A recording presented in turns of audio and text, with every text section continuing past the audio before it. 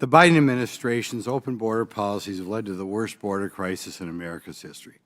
Millions of illegal aliens have entered the United States under the Biden administration, impacting every community across the country. This Congress, both my subcommittee and the full committee, have examined the consequences of the Biden administration's horrendous policies. The President has unnecessarily created a national security and humanitarian crisis by refusing to uphold the rule of law. Today we are examining how the border crisis affects safety in our towns, cities, and communities. Not surprisingly, the open southwest border has attracted many illegal immigrants with criminal histories.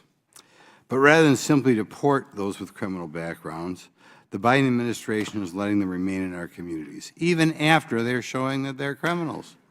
In fact, the Immigration and Customs Enforcement now detained docket has at least 617,000 aliens with criminal convictions or pending criminal charges. That's a non-detained docket. One would think that being a criminal illegal alien, at a minimum, would make someone an enforcement priority, but it is not under the Biden administration. In 2021, Secretary Mayorkas issued a memorandum entitled Guidelines for the Enforcement of Civil Immigration Laws, stating that criminal history doesn't automatically make an illegal alien an enforcement priority.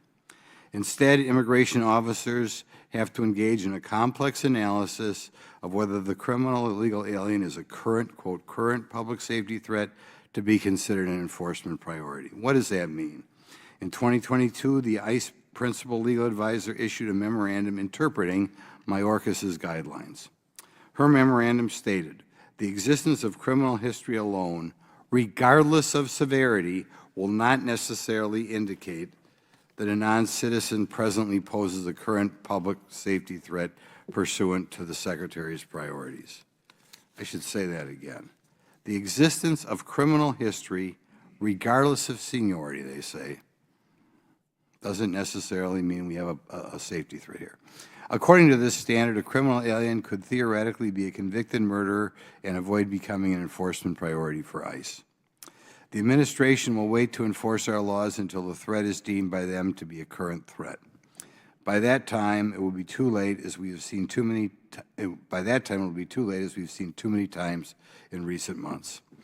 Even if the Biden administration cared to enforce our laws, sanctuary jurisdictions work to make our country less safe by shielding those criminals from immigration consequences. Sanctuary jurisdictions across the country refuse to cooperate with federal immigration authorities, mainly in the case where an individual is arrested or convicted for criminal activity.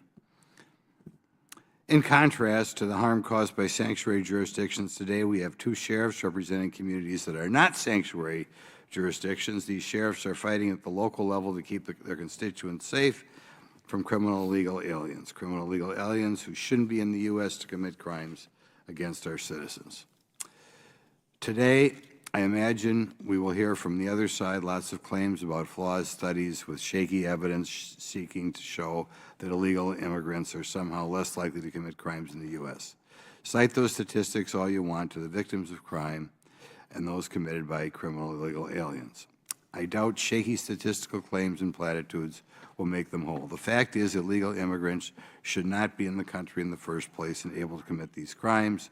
Moreover, an analysis by the Texas Department of Public Safety showed that illegal aliens are more likely to be convicted of homicide, sexual assault, and kidnapping than the average Texan. The solutions aren't hard. Secure the border, stop releasing illegal aliens in the country in droves, and when an illegal alien commits a crime in this community, turn them over to ICE, enforce the law, and remove them. It's just that simple. Now, before we begin the testimony, I'll ask unanimous consent that Representative Jasmine Crockett from Texas be waived on the subcommittee for the purposes of asking questions. Without objection, so ordered. I would now like to recognize Ranking Member Garcia for the purpose of making an opening statement.